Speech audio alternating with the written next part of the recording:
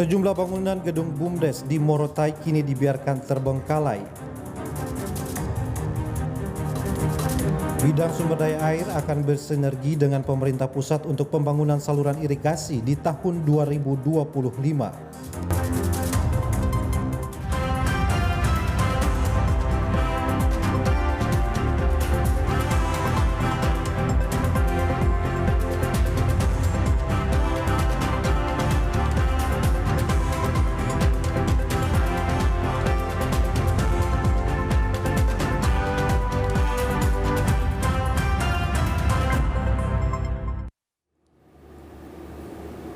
Selamat malam pemirsa, Anda kembali menjumpai Maluku Utara hari ini Jumat 13 Desember 2024 bersama saya Faradila Sultan Batuah.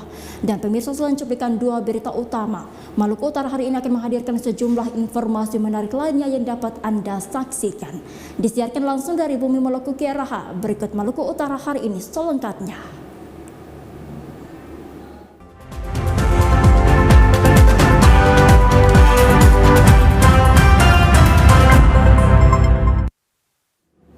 Kita ke informasi yang pertama pemirsa, sejumlah bangunan gedung BUMDes di Morotai yang dibangun pemerintah daerah Kabupaten Pulau Morotai kini dibiarkan terbengkalai sejak beberapa tahun terakhir.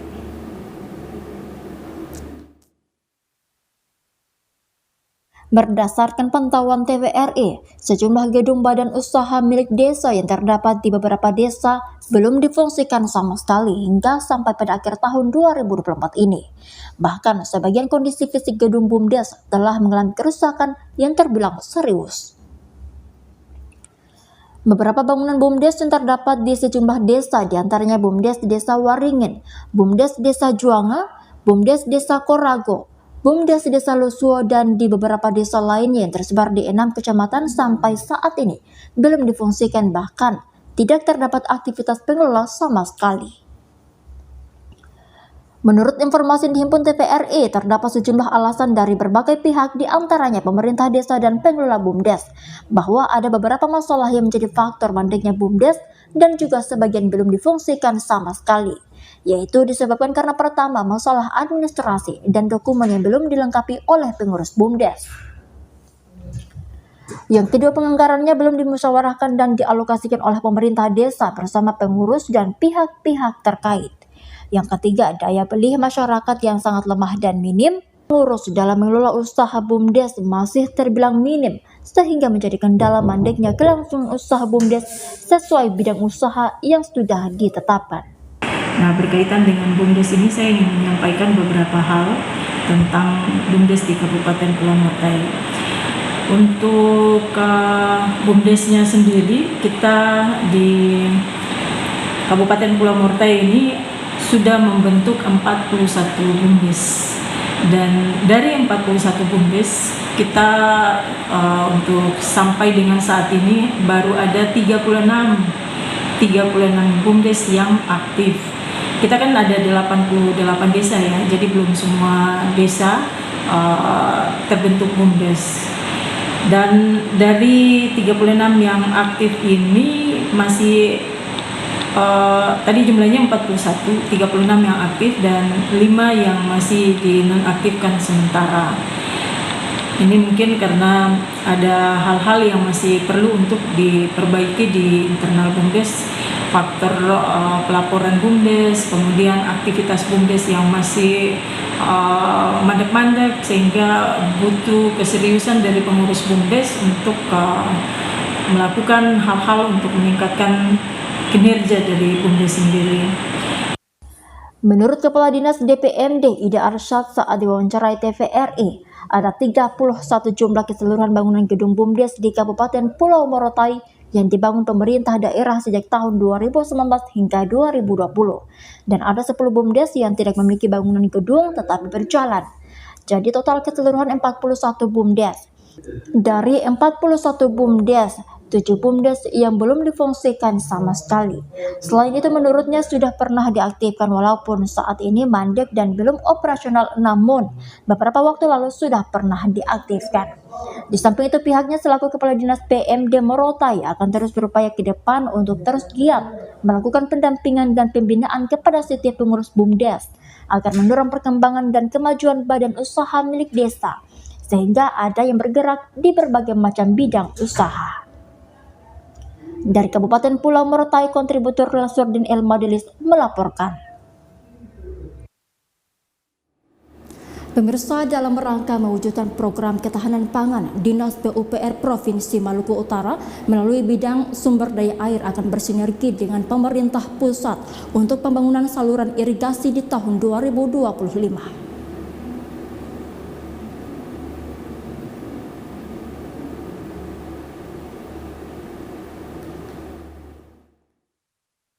Kasus kosmetik, skincare, dan body care ilegal tanpa BPOM yang beredar di pasaran kian merisaukan. Tingginya angka peminat membuat pelaku usaha semakin gencar hingga memalsukan produknya. Misalnya, seperti produk tersebut tidak diregistrasikan sehingga tidak memiliki izin Badan Pengawas Obat dan Makanan, mengandung bahan-bahan kimia berbahaya seperti merkuri, steroid, hidrokuinon yang dapat merusak organ tubuh manusia, tidak berlabel ataupun tidak memiliki tanggal kadaluarsa produk, sampai dengan menggunakan merek produk ternama kemudian menjual produk tersebut dengan harga yang jauh lebih terjangkau. Hal tersebut membuat banyaknya masyarakat mengeluhkan efek samping dari penggunaan produk-produk kecantikan ini. Kepala Balai Pengawasan Obat dan Makanan Sofivi Triwandiro ketika dikonfirmasi TVRI membenarkan hal tersebut. Triwandiro mengatakan di Maluku Utara sendiri jumlah produk kosmetik ilegal cukup banyak dan mengalami peningkatan. Terkait dengan kosmetik ilegal ya, itu memang sampai sekarang menjadi tren peningkatan ya, termasuk masalah skincare itu kalau kita temukan di lapangan, kalau memang dia sebelumnya belum pernah melakukan pelanggaran yang sama, maka kita akan sanksinya administrasi, yaitu peringatan dan pemusnahan produknya. Tetapi kalau sampai dia sudah berulang, maka kita bisa angkat sanksi selanjutnya, yaitu ke sanksi yang lebih berat, bisa sampai pro justisia.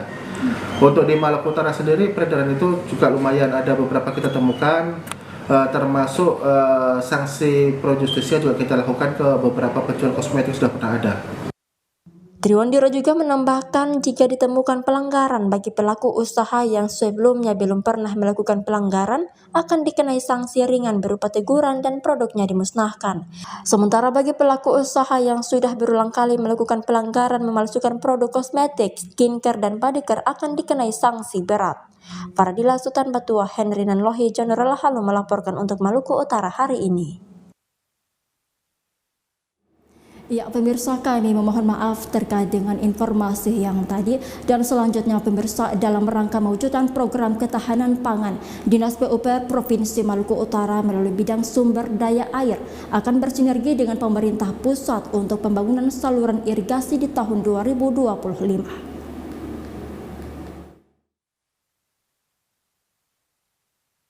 Bidang Sumber Daya Air Dinas Pekerjaan Umum dan Penataan Ruang Provinsi Maluku Utara bertanggung jawab untuk mengelola dan memanfaatkan sumber daya air di daerah.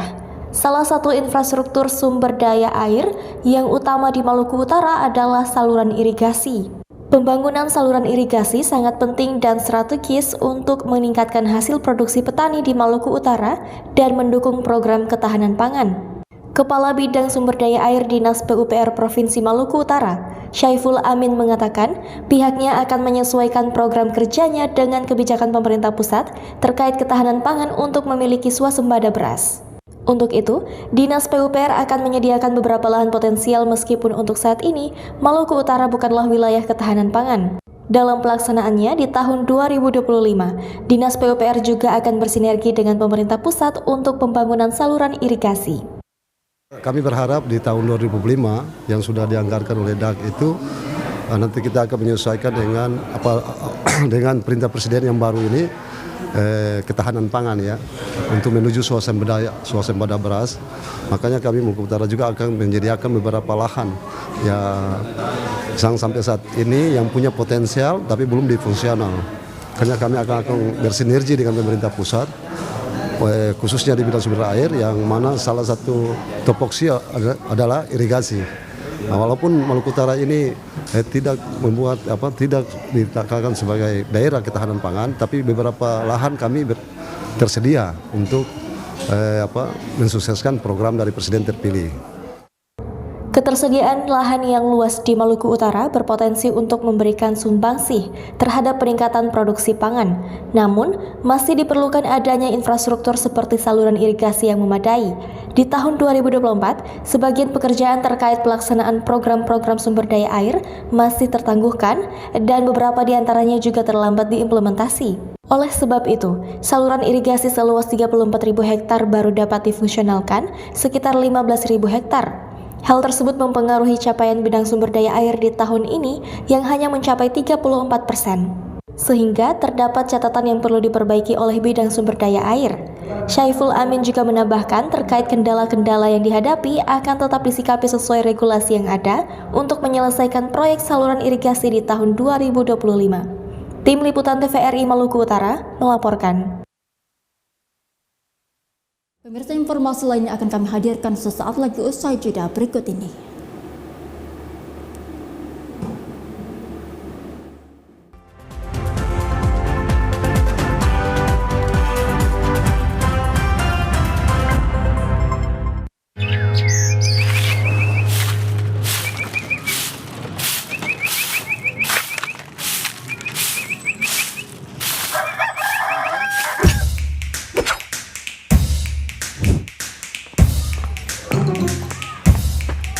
Lu pada ikut semua.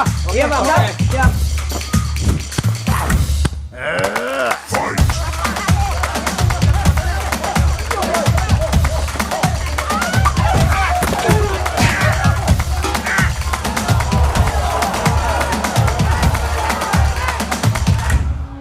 Seandainya kita sesederhana lidi ini cukup diikat toleransi, kita dapat bersatu lagi.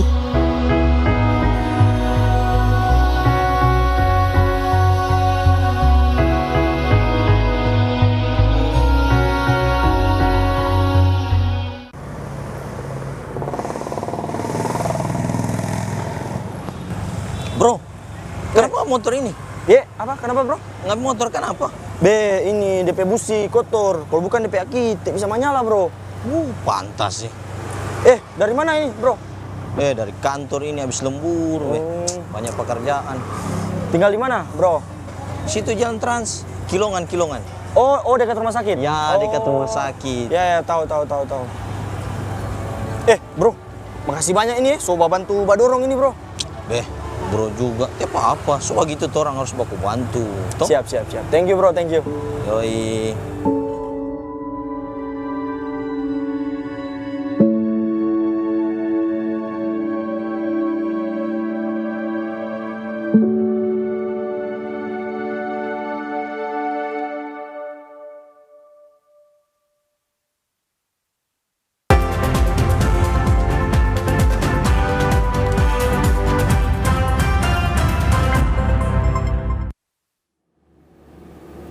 Anda kembali bersama Maluku Utara hari ini dan kita ikuti informasi selanjutnya.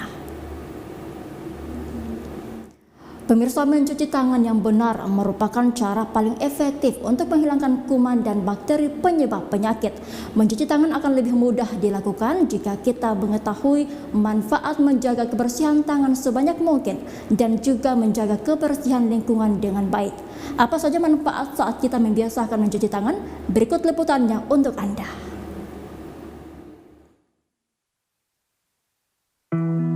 Mengapa tangan yang bersih masih penting?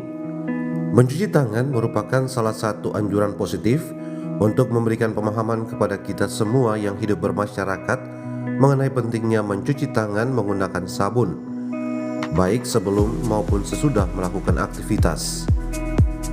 Aksi sederhana ini bisa menyelamatkan nyawa dan mengurangi penyebaran berbagai infeksi, terutama di kalangan anak-anak. Mencuci tangan dengan sabun dan air dapat menghilangkan kuman dan kotoran yang menyebabkan berbagai penyakit seperti diare dan infeksi saluran pernafasan.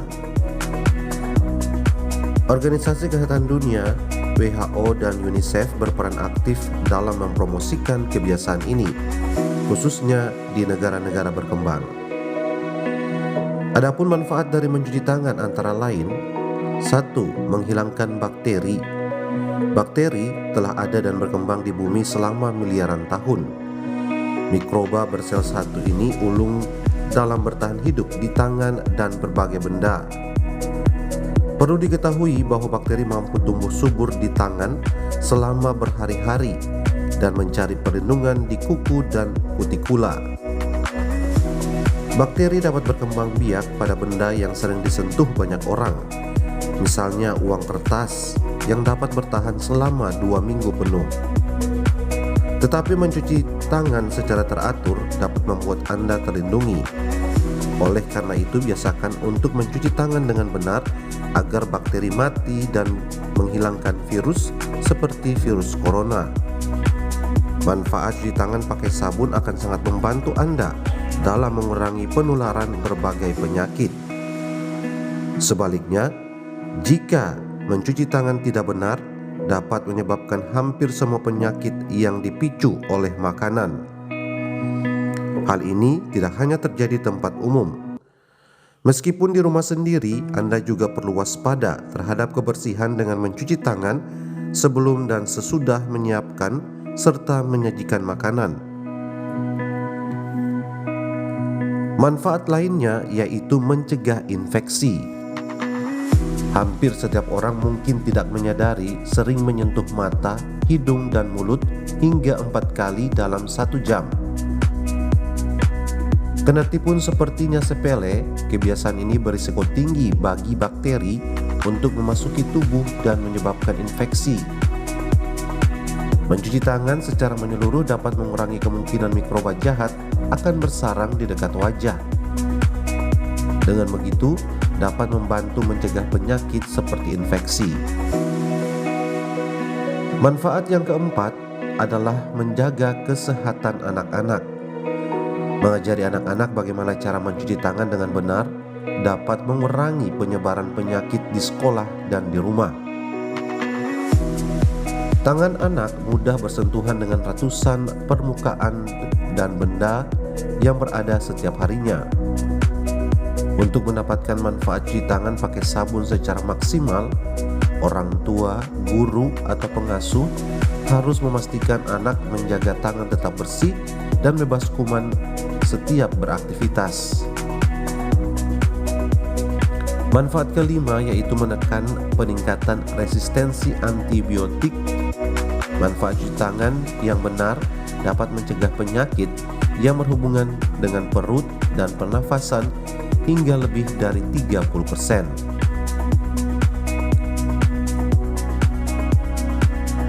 Pemirsa, manfaat terakhir dari mencuci tangan yang tidak kalah pentingnya yaitu menjaga lingkungan agar tetap sehat.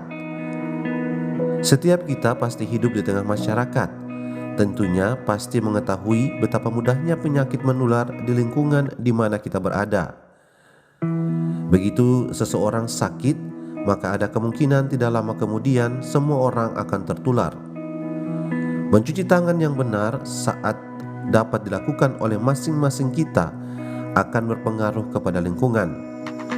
Kesadaran untuk selalu mencuci tangan dapat secara drastis mengurangi penyebaran penyakit dan bahkan membantu agar tidak terinfeksi sejak awal.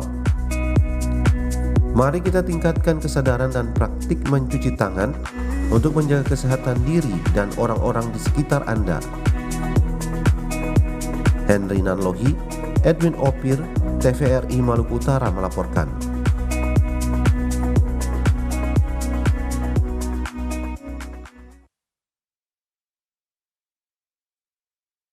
Di Maluku Utara hari ini.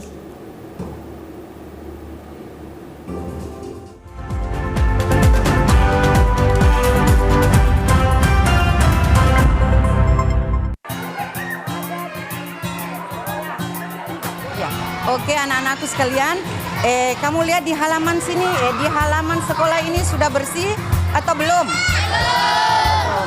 Masih banyak sampah-sampah berserakan ya? Mari kita sama-sama memungut sampah, buang di tempat sampah. Tidak boleh buang di tempat sembarangan tempat, ya. Mari kita sama-sama membuang sampah di tempat sampah.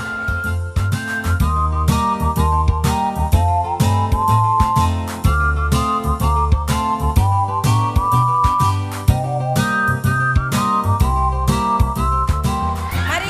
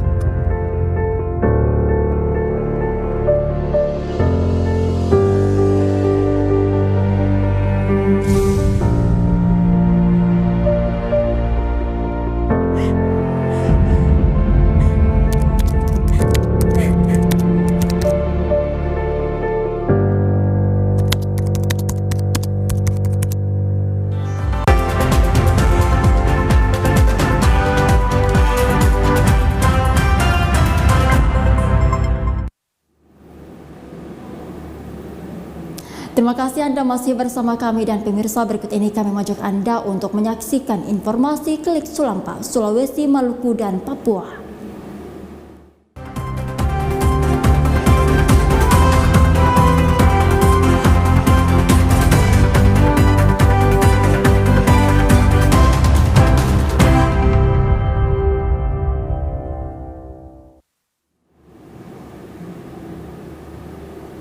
Pemirsa Klik Sulampa, kita awali dengan informasi salah seorang oknum anggota legislatif menjadi sorotan setelah terungkap fakta mengejutkan terkait penemuan seorang bayi di kanal saluran air Kompleks Masjid Agung Kabupaten Buol. Pasalnya, bayi yang ditemukan merupakan anak dari oknum tersebut yang diduga tidak mau bertanggung jawab sehingga viral di media sosial. Video amatir yang direkam oleh seorang tenaga medis pasca penemuan seorang bayi di kanal saluran air Kompleks Masjid Agung, Kabupaten Buol pada 29 November 2024 lalu. Penemuan bayi berjenis kelamin perempuan tersebut sempat menggegerkan warga setempat dan melibatkan seorang perempuan berinisial Ais. Setelah dilakukan pemeriksaan lebih lanjut, Ais akhirnya mengakui bahwa bayi tersebut merupakan hasil hubungannya dengan seorang anggota DPRD Kabupaten Toli-Toli berinisial RH, di mana RH diketahui sudah memiliki istri dan menjabat sebagai anggota Komisi Bidang Pembangunan. Menyikapi kasus tersebut, Ketua DPC Partai Bulan Bintang Kabupaten Toli-Toli, Amran Haji Yahya menjelaskan, pasca viralnya di media sosial, pihaknya akan menyerahkan persoalan tersebut ke Mahkamah Partai dan Badan Kehormatan DPRD setempat untuk diproses sesuai aturan yang berlaku. Berikan komentar, tetapi ya kita sebagai pimpinan tentu kita akan melihat seperti apa permasalahannya, karena kita juga akan melihat kode etik. Ya, saya juga sebagai pimpinan tentu ini juga kita akan pelajari, jangan sampai saya mengatakan seperti ini kemudian bukan seperti itu aturannya. Sehingga kembali ke DPR juga apa nanti keputusan DPR, karena kan di situ ada apa namanya BK, Badan Kehormatan, nanti apa yang menjadi temuan-temuan di hasil pemeriksaan BK, ya nanti kita akan pelajari sebagai pimpinan partai. Rekomendasi nanti. Ketua kami, Ketua DPC Partai BBB Pak Herman Latabe mempertanyakan kasus ini. Saya bilang saya juga belum masuk sekali ke situ Pak Ketua, tapi Racing sendiri yang menyampaikan ke saya bahwa ini ada masalah. Tapi katanya masalah itu akan dia pertanggungjawabkan apa dia punya perbuatan sama pihak perempuan. Saya lihat ada isu katanya dia bilang itu ini bayi dibuang, saya kira itu tidak benar. Karena kalau saya lihat itu fotonya, itu dilahirkan di rumah sakit. Kasus ini juga menjadi sorotan karena partai tempat RH bernaung memiliki nilai-nilai yang berbasis pada moralitas dan agama. Selain itu, kejadian ini dinilai bertentangan dengan asas-asas tersebut, sehingga partai diharapkan segera memberikan sikap tegas terhadap anggotanya. Dari Toli-Toli, Muhammad Sabran, kontributor TVRI Sulawesi Tengah, melaporkan.